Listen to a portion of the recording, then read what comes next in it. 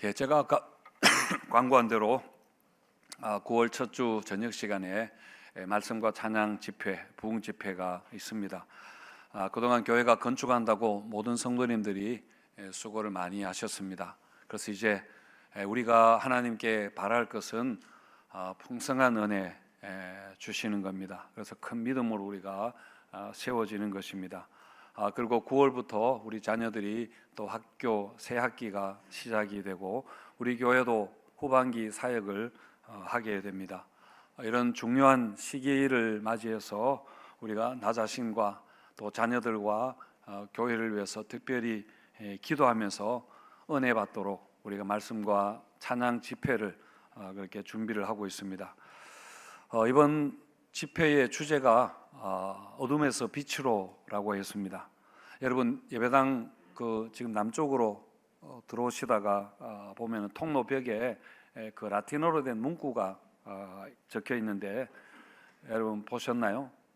포스트 테나브라스 룩스입니다. 어둠 후의 빛이라는 그런 뜻입니다. 이게 종교 개혁자들의 그 모토였다고 그렇게 합니다. 이 예배당을 설계한 이은석 교수님이 우리 교회를 지으면서 건물에 담고 싶었던 그런 건축 철학과 같은 그런 거라고 그렇게 생각합니다. 아마 여러분들 밖에 있다가 안으로 들어오시면 약간 어두우실 텐데, 그래서 성도님들 중에 목도가 너무 어둡다고 전구를 좀 밝은 거로 그렇게 바꿔주면 좋겠다라고 하신다는 걸 제가 들었는데, 교회가 가난해서 전기세를 줄이려고 그렇게 어둡게 한 것이 아니라 일부러 그렇게 한 겁니다. 우리가 밖에 있다가 세상에 살다가 이렇게 예배당에 와서 통로를 지나가면서 우리가 마음으로 예배를 준비하는 그런 곳입니다. 그리고 우리가 예배당에 들어오면은 이제 예배당에 불이 환하게 이렇게 밝게 되는데, 그때 성령의 밝은 빛이 우리 심령에 비치는 것을 느끼라고 그렇게 건축학적으로 작품으로 그렇게 만든 것입니다. 그리고 보시면은 그 등이 위에 등이 3개가 달려 있습니다. 그는 성부와 성자와 성령 삼위일체 하나님을 상징하는 거라. 그런 의미를 알고 이렇게 보시면은 더 좋을 것 같습니다. 자, 아무튼 이런 의미를 담아서 어둠에서 빛으로라는 주제를 가지고 9월 초에 우리가 말씀과 찬양 집회를 가지려고 합니다. 그래서 9월 첫 주일까지는 매주일마다 설교도 여기에 맞춰서 그렇게 설교를 하려고 합니다. 5주에 걸쳐서 요한복음에 나오는 말씀을 가지고 보려고 하는데, 오늘이 그 첫 번째 말씀입니다. 여러분 그 밀레가 그린 만종이라는 그림을 다 보셨을 텐데, 들판에서 농부 부부가 저녁 종소리에 맞춰서 기도하는 모습을 그린 그런 그림입니다. 굉장히 목가적이고 아주 경건해 보이는 그런 그림이죠. 자, 그런데 이 그림에 관한 한 가지 다른 이야기가 있습니다. 스페인 화가인 살바도르 달리라는 사람이 주장한 것인데, 농부 부부의 그 발치에 있는 그 감자 바구니가, 한번 다시 보여주시면은, 감자 바구니가 원래는 그 죽은 아기의 관이었다고 합니다. 밀레가 처음에는 아기를 잃고 장례 지내는 부부를 그렸는데, 아마 그게 좀 그랬는지 그림을 잘 안 팔릴 것 같아서 그랬는지 나중에 덧칠을 해서 거기다가 이제 바구니로 그렇게 바꾸었다고 주장을 했고, 지금은 다 그렇게 받아들이고 있는 실정입니다. 그래서 실제로 루브르 박물관이 X선 촬영을 했더니 그 밑에 사각형 모양의 그런 게 있다고 그렇게 합니다. 이런 숨은 이야기가 있다는 거죠. 다만 제가 이 그림 이야기를 하는 것은 우리 신앙에 관해서 이야기하려고입니다. 우리가 경건해 보이는 이렇게 우리 신앙생활 이면에도 이런저런 여러 가지 내막들이 있을 것이다 싶습니다. 영적인 공허감이나 또 관계로 인한 그런 깊은 상처, 또 육신적인 무력감이나 그리고 배고픔 같은 그런 삶의 문제들과 뒤엉켜 있는 그런 우리 신앙의 믿음의 현실들이 여러분 있겠지요. 만약 우리 신앙을, 우리 믿음을 엑스레이를 찍어본다면, MRI를 찍어본다면 여러분 우리 어떻게 될 것 같습니까?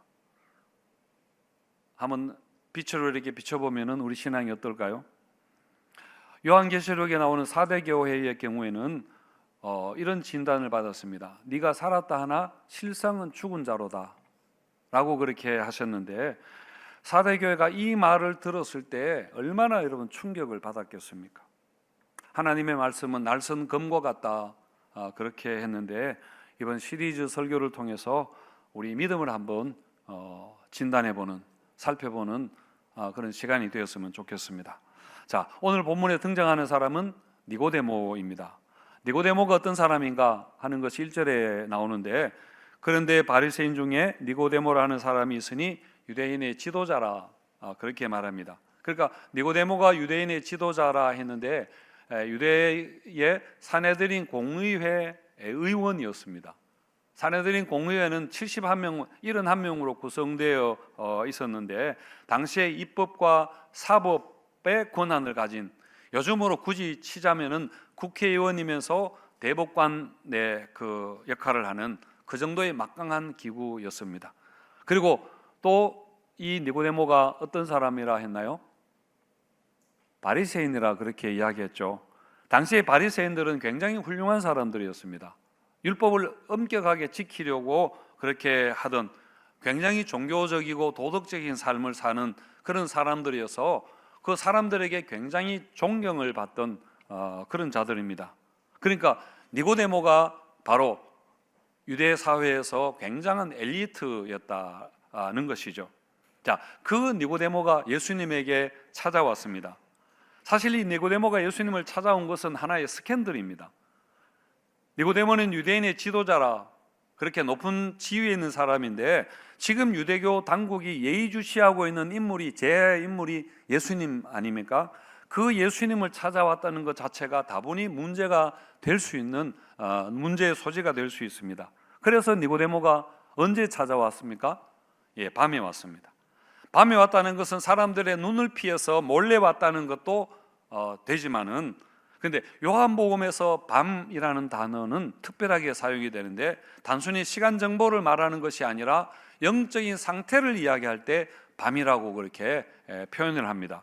13장의 경우에 가룟 유다가 예수님과 그 마지막 저녁 만찬 자리에서 일어나서 예수님을 팔려고 나갈 때에 요한이 뭐라고 기록했는가 하면은 유다가 나가니 곧 밤이러라 이렇게 덧붙인 겁니다. 따라서 니고데모가 밤에 왔다는 것은 단순히 몰래 왔다는 것만 아니라 그 당시에 니고데모의 영적인 상태가 어떠한가 하는 것을 말해주는 그런 표현입니다. 니고데모가 종교적으로는 굉장한 사람 아닙니까? 완벽해 보이는, 도덕적으로 완벽하고 성경에 해박하고 지도자이고 그렇지만은, 그런데 그의 실상은 영적으로 캄캄한 어둠이었다라는 말입니다. 니고데모가 예수님에게 나와서 이야기한 걸, 대화한 걸 보면은 알 수 있습니다. 자, 우리 2절 한번 읽어볼까요? 시작. 그가 밤에 예수께 와서 이르되 랍비여, 우리가 당신은 하나님께로부터 오신 선생인 줄 아나이다. 하나님이 함께하지 아니하시면 당신이 행하시는 이 표적을 아무도 할 수 없음이니이다. 예수님께 나와서 니고데모가 했던 이야기가 우리가 당신을 아나이다 그렇게 했습니다. 당신은 하나님께로부터 온 선생인 줄 아나이다. 당신이 행하신 많은 표적들은 하나님이 함께하지 않으면은 가능하지 않는 것인 줄 우리가 아나이다. 그렇게 말합니다. 어떤 면에서 이것은 예수님에 대한 니고데모의 신앙 고백이라 그렇게 할 수 있는데, 그런데 문제는 뭐냐면은 예수님이 이런 니고데모의 말에 전혀 긍정적인 반응을 하지 않으셨다는 겁니다. 오늘 3장의 니고데모 이야기는 당연히 2장과 연결된 말씀일 텐데요, 3장을 시작하면서 그런데 라고 그렇게 시작했습니다. 그리고 또 니고데모가 예수님에게 이야기할 때에 표적이라는 말을 이렇게 한 것도 마찬가지입니다. 2장 23절 24절에 보시면은 6월절에 예수께서 예루살렘에 계시니 많은 사람이 그의 행하시는 표적을 보고 그의 이름을 믿었으나 예수는 그의 몸을 그들에게 의탁하지 아니하셨으니 이는 친히 모든 사람을 아심이요, 이렇게 했거든요.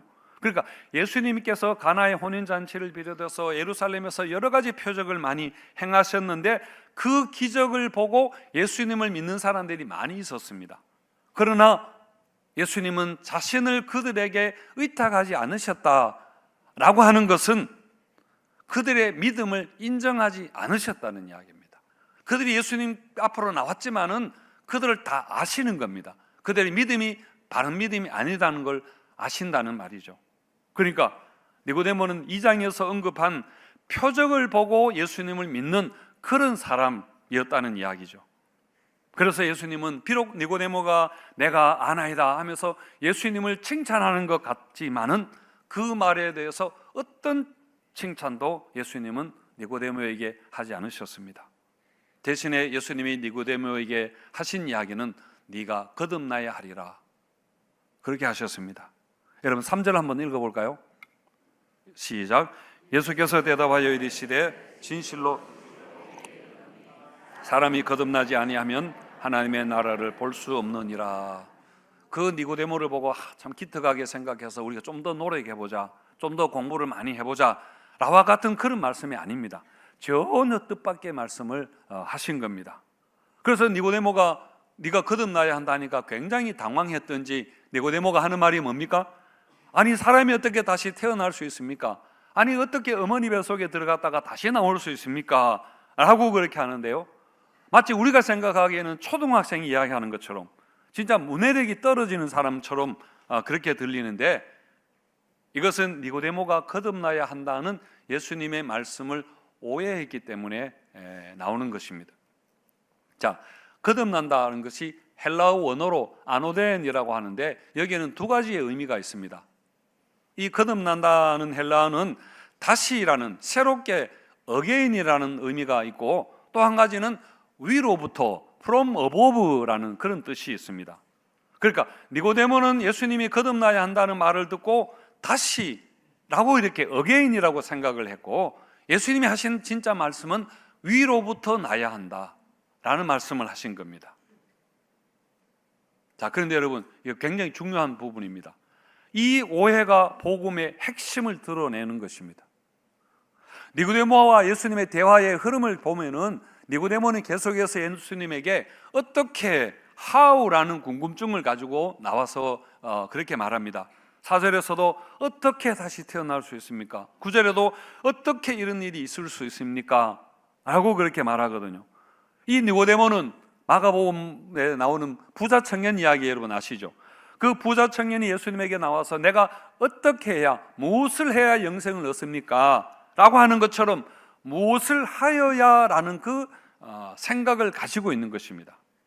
이건 니고데모가 가지고 있는 종교적 세계관 자체가 내가 무엇을 해야 하는 나라에 들어간다 라고 하는 그 틀 안에 그렇게 여전히 갇혀있기 때문인 것이죠. 율법을 지키고 정결 규례를 따르고 성경을 암송하고 연구하고 니고데모가 가지고 있는 그런 높은 지위나 명성이나 도덕적인 삶과 같은 것들이 모두 자신이 이런 노력을 통해서 성취한 것들입니다. 그리고 스스로 통제 가능한 그런 종교적인 자산들이었던 거죠. 그래서 예수님 앞에 나와서 어떤 이런 것을 가지고 예수님에게 물었는데, 그런데 예수님은 거듭나야 한다는 전혀 다른 차원의 이야기를 하시는 겁니다. 여러분, 거듭남이라는 것은 사람이 어떻게 노력하거나 사람의 어떤 만들어내는 변화나 그런 성취가 아니라는 거죠.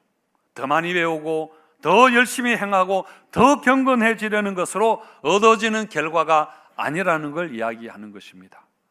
이건 바로 전적으로 하나님의 주권적인 역사라는 거죠. 자, 그래서 예수님은 니고데모의 오해를 시정하시면서 거듭남이 무엇인가에 대해서 말씀을 하시는데 5절과 6절 함께 읽어보겠습니다. 시작. 예수께서 대답하시되 진실로 내게 이르노니 사람이 물과 성령으로 나지 아니하면 하나님의 나라에 들어갈 수 없느니라. 육으로 난 것은 육이요 영으로 난 것은 영이니. 바로 물과 성령으로 거듭나야 한다라고 하는 겁니다. 이건 세례를 이야기하는 것이 아니라 에스겔 36장과 37장에 나오는 이야기를 예수님이 그 말씀을 이야기하는 겁니다. 에스겔 36장 25절과 26절도 우리 한번 읽겠습니다. 시작. 맑은 물을 너희에게 뿌려서 너희로 정결하게 하되 곧 너희 모든 더러운 것에서와 모든 우상 숭배에서 너희를 정결하게 할 것이며 또 새 영을 너희 속에 두고 새 마음을 너희에게 주되 너희 육신에서 굳은 마음을 제거하고 부드러운 마음을 줄 것이며. 하나님이 에스겔 선지자를 통해서 약속하기를 맑은 물로 모든 더러운 것과 우상 숭배와 죄의 찌꺼기들을 다 맑게 씻어서 정결하게 그렇게 하고, 그리고 새 영, 성령을 주셔서 새 마음을 바꾸시게 할 것이다. 완전히 새 마음을 창조하실 거다. 그렇게 하셨습니다. 그리고 37장에도 보면은 에스겔 골짜기에 마른 뼈들, 가득했던 마른 뼈들에게 하나님이 생기를 불어넣으시니까 어떻게 됐나요? 다시 살아났습니다. 여기에서 생기가 루아흐라는 말인데 이것은 바람이라는 의미이기도 하고 성령이라는 단어도 되고 그런 단어입니다. 따라서 여러분, 예수님이 물과 성령으로 거듭나야 한다라고 하는 것은 예수님이 어떤 특별한 몰랐던 걸 이야기하는 게 아니라 이미 성경에 예언되어 있는 것을 지금 알려주시는 것입니다. 그런데 니고데모는 이걸 전혀 알지를 못했던 겁니다. 그래서 예수님이 니고데모에게 너는 나는 이스라엘의 선생이라고 하면서 이것도 알지 못하느냐라고 그렇게 꾸중 아닌 꾸중을 하셨던 거죠. 그래서 여러분, 거듭나는 것은 하나님이 영으로 새롭게 하셔야 되는 것입니다. 이것은 전적으로 하나님의 일입니다. 이것은 성령의 역사입니다. 그래서 8절 말씀에서 바람이 임으로 불매 내가 그 소리는 들어도 어디서 와서 어디로 가는지 알지 못하나니 성령으로 난 사람도 다 그러하리라. 바람을 비유로 말씀하셨는데 여러분, 바람이 불지만은 사실 그 어디서 불어오는지 어디로 가는지 우리가 방향과 근원을 우리가 알 수 없잖아요. 여러분, 임의로 붑니다. 따라서 우리가 성령으로 거듭난다 하는 것도 마치 바람이 부는 것처럼 어떤 인간적인 노력의 연장선에 있지 않다는 걸 이야기하시는 것입니다. 이 니고데모 이야기를 제가 묵상하다가 옛날에 제 청년이었을 때 생각이 났습니다. 제가 청년이었을 때 참 고민이 참 많았었는데 항상 그 고민의 중심에는 신앙 문제에 관해서였습니다. 특히 이제 그때는 수련회가 이제 굉장히 활성화되던 그런 때여서 수련회 갈 때마다 제가 참 힘들었는데요. 뭐가 힘들었는가 하면은 다른 형제 자매들은 은혜를 받는데 저는 그냥 맹숭맹숭하고 그냥 너무 마음이 냉랭해서 그랬습니다. 남들은 눈물 콧물 흘리면서 막 기도하고 방언도 하고 무슨 체험도 하고 막 이렇게 변화가 되고 이렇게 하는 것 같은데 저는 너무 답답했습니다. 그래서 나도 막 하고 싶다고 해서 일부러 막 소리치면서 기도도 하고 일부러 막 울어보기도 하고 그리고 또 감정을 막 이렇게 쥐어짜 보기도 하고 그렇게 많이 노력했는데 사실은 그럴 때마다 너무 오히려 더 공허했던 거죠. 그런데 한 번은 수련회 마지막 날 저녁 집회 시간인데 제 동기 중에 한 명이 앞에 나오더니만 자기가 회개할 것이 있다 그렇게 하면서 이야기를 하는 겁니다. 뭐냐면은 내가 성경 공부 조장인데 사실은 내가 담배를 피우고 있습니다 라고 그렇게 하면서 앞으로 내가 담배를 끊겠습니다 라고 하는 겁니다. 저뿐 아니라 다른 사람들도 그 친구가 담배 피우는 줄 몰랐거든요. 아마 학과에 가면 이렇게 피우고 했던 것 같은데 사실 그 말이 모두에게 충격이었지만은 근데 저는 저 녀석마저 은혜를 받아버리면 나는 어떻게 하나 하는 자괴감이 들었습니다. 저 인간도 저렇게 은혜 받는데 나는 왜 안 되는가 이런 생각이 들었던 거죠. 그래서 수련회를 마치고 내려와서 저 혼자 이제 몰래 이렇게 막 기도원 같은 데를 찾아다녔습니다. 특별 과외를 받아서 나도 수준을 좀 맞추려고. 그래서 어느 기도원에 은사 집회한다고 하면 거기 찾아가니까 뭐 며칠 금식하고 오라고 해서 다시 금식하고 다시 가기도 하고 하여튼 성령을 받으려고 필사적으로 제가 노력을 했지만은 제가 기대했던 그런 성령의 역사는 사실 그때 일어나지 않았습니다. 제가 한 번만 그런 게 아니라 여름 방학이 되면 늘 그랬습니다. 그리고 또 제 친구는 그 수련회만 하면 앞에 나와가지고 마지막 날에 이제는 담배를 진짜 끊겠습니다 하면서 또 계속해서 그 이야기를 했던 거죠. 그 친구에게 구원은 담배 끊는 거였습니다. 그러니까 당시에는 그 담배 피우면 지옥 가는 줄 알았거든요. 물론 그것도 제 신앙의 한 과정이었겠지만은, 근데 지금 와서 생각해 보면은 사실은 제가 신령한 은혜를 사모했다기보다는 여전히 제가 육적인 것을 구했던 것 같습니다. 정말 배에서 생수의 강이 막 이렇게 막 넘치고, 그리고 그 불꽃 노래할 때 폭죽이 펑펑 터지는 것처럼 내 속에서 한번 뭔가 펑 터졌으면 좋겠다고 싶었는데, 그런데 내가 뭘 위해서 그렇게 원했는가, 그것을 원했는가 하는 것이 그때는 전혀 그건 생각하지 않았습니다. 그건 몰랐던 것 같습니다. 그냥 친구들이나 후배들 보기에 좀 있어 보이고 싶기도 하고, 그리고 그때는 그게 신앙의 전부라고 그렇게 생각하기도 했고 그랬습니다. 하여튼 지금 와서 생각해 보면은 그것도 굉장히 인간적이었고 사실은 육신적이었다, 그런 생각을 하는데요. 어쩌면 니고데모가 예수님 앞에 나올 때 이런 마음이 아니었을까라는 그런 생각이 들어서 말씀을 드린 겁니다. 하지만 여러분, 예수님은 그런 니고데모를 그냥 돌려보내지 않으셨습니다. 우리 14절과 15절 한번 읽어보겠습니다. 시작. 모세가 광야에서 뱀을 든 것 같이 인자도 들려야 하리니 이는 그를 믿는 자마다 영생을 얻게 하려 하심이니라. 인자가 들려야 하리니 그를 믿는 자마다 영생을 얻게 하려 하심이라. 이건 민수기 21장에 나오는 그 사건을 이야기하는 것인데요. 이스라엘 백성들이 광야에 있을 때에 불뱀에 물려가지고 사람들이 막 죽어가고 있었습니다. 그때 하나님이 모세에게 하신 말씀이 노스로 뱀을 만들어 짱대 위에 높이 그렇게 달고 뱀에 물린 자마다 그 짱대를 쳐다보면 살게 될 것이다, 그렇게 했습니다. 그리고 정말 그것을 바라본 자들은 살아나게 되었습니다. 여러분, 이 노뱀 사건은 십자가에 달리신 예수님을 예표하는 그런 사건이었습니다. 그래서 예수님이 이 말씀을 하시면서 이처럼 인자도 들려야 하리니, 왜냐하면 이는 그를 믿는 자마다 영생을 얻도록 하기 위해서 라고 하셨습니다. 여러분, 광야에서 뱀에 물린 사람들이 높이 달린 노뱀을 쳐다보면 살았던 것처럼 십자가에 높이 달리신 예수님을 바라보는 자가 영생을 얻게 되는 것입니다. 여러분, 예수를 믿는 자가 여러분 거듭난다는 말입니다. 따라서 물과 성령으로 거듭난다 하는 것은 성령께서 우리의 심령을 새롭게 하셔서 십자가에 달리신 예수 그리스도를 믿게 하시는 그 은혜를 이야기하는 겁니다. 성령께서 하시는 그 역사를 이야기하는 것입니다. 사실 이게 가장 쉬운 건데 그래서 가장 어려운 것입니다.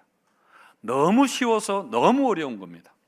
몸에 지금 독이 퍼져가는데 장대를 쳐다보면 낫는다는 말, 여러분 믿는 거 쉽지 않습니다. 뭔가를 해야 된다고 생각하죠.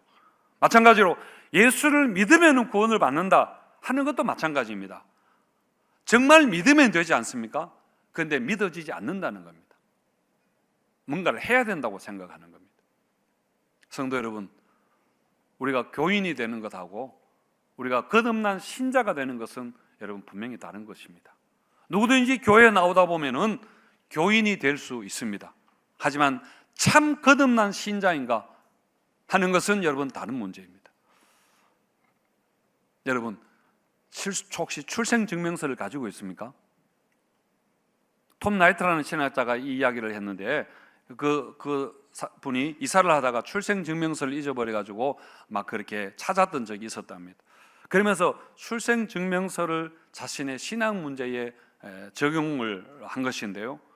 여러분, 어떤 면에서 우리에게 출생증명서는 필요하지 않습니다. 그걸 액자에 걸어서 벽에다가 이렇게 두고는 사람들에게, 오는 사람들에게 보여주면서 저 태어났어요, 진짜예요, 저게 증거예요 라고 그렇게 여러분 할 필요가 없는 거 아닙니까? 출생증명서가 없어도 지금 내가 건강하게 살아있다는 것, 여러분 그게 바로 태어났다는 그런 증거니까요. 자, 그런데 우리가 영적으로 거듭났다는 것은 우리가 무엇으로 보여줄 수 있습니까? 우리는 내 신앙을 마치 출생증명서를 액자에 걸어두는 것처럼 과거 신앙의 이력서를 자랑할 필요는 전혀 없습니다. 그거는 전혀 아닙니다. 중요한 것은 뭐냐면은 지금 내가 어떤가, 지금 내가 살아있는 증거가 있는가입니다. 영적으로 살아있다는 증거가 무엇인가 하는 것이죠. 여러분, 내게 성령의 역사가 내게 있는가? 성령의 열매를 내가 말과 성품을 통해서 맺고 있는가? 그리고 내게 새 생명의 역사가 있는가 하는 것입니다. 성도 여러분, 오늘 본문에는 예수님 말씀에 니고데모가 어떻게 반응했는가에 대해서 나오지 않습니다. 하지만 요한복음 거의 마지막에 가면은 니고데모가 다시 나타나는데요. 예수님이 십자가에서 이제 죽으셨을 때, 숨을 거두셨을 때에 제자들도 다 도망가 버린 그 위험한 순간에, 지금보다 훨씬 더 위험한 순간에 모략과 침향을 33kg나 짊어지고 나와서 예수님의 장례를 도왔습니다. 가장 어둠이 강했던 그때에 니고데모는 여러분 빛나고 있습니다. 그야말로 십자가에 달리신 예수 그리스도를 바라보았던 것이죠. 성도 여러분, 이렇게 정말 예수를 믿는 자, 위로부터 오는 성령의 역사를 받은 자는 여러분 어둠을 지나서 빛으로 나오게 됩니다. 우리 모두에게도 이런 거듭남의 은혜와 역사가 있으시기를 주님의 이름으로 축원드립니다.